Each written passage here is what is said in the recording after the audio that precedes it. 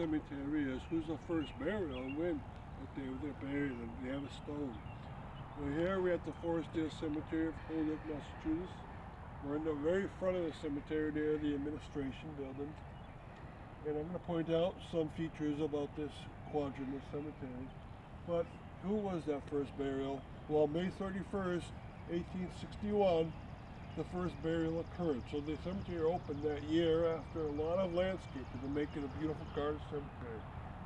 There's a group of stones over there. Those are probably the first burials. The first burial of all was Andrew Dunn. He does not have a stone. He probably never did. I was able to look at the book of burials. It's very old, obviously, 162 years old. And we found his place he's buried, and there's no stone there. There's no indication that anyone else in the family was ever buried with him. And that's a good, clear indication. No stone, probably.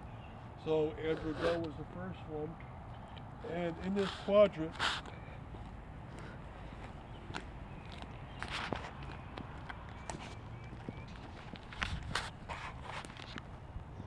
the Skinner family came from Williamsburg to Holyoke, and they came here to make silk.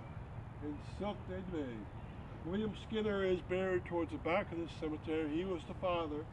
This is Joseph Skinner and all of his family buried around him. There's two horizontal gravestones there where he's buried with his wife Martha. He lived most of his life in South Hadley, and there he built a golf course for his daughter. And then the family is buried, basically everyone's buried back here. And the back quadrant is his sister, his brother, and his father and mother. So I can read some of the stones. Martha Skinner, Mary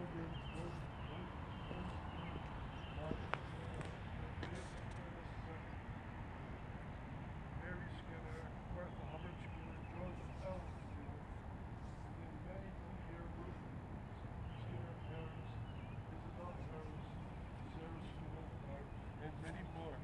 So all of his children and most of his grandchildren are buried in this quadrant. So keep coming around this corner.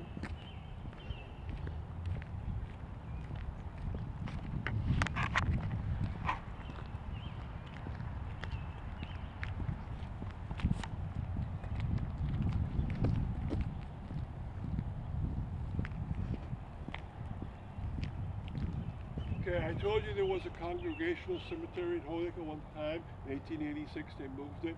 I said 80 burials were moved, and probably most came here. I showed you one of the stops, a group of them.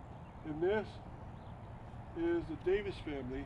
There was 3 large stones moved from that congregational cemetery. This is one of those 3. And I'll follow all the stops in the cemetery. I'll point out all 3 large stones. This one says Jacob Davis, death 1879, age 55. And around it and through it, you can see some of the Davis stones. There's a Sergeant Davis back there. Now, we're going to look back here. The last thing to point out, this stone right here.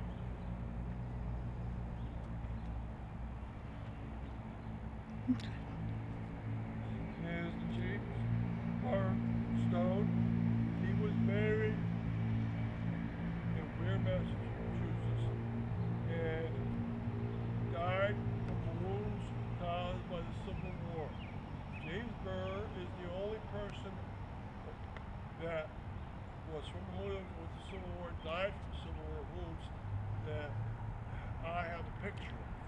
So 55 men from Holyoke died due to the Civil War, and none of them had a picture except James Burr. He was reburied in Holyoke to be near his wife. His wife was buried next to him, and his mother and father-in-law are alongside him. So this is the James Burr stone.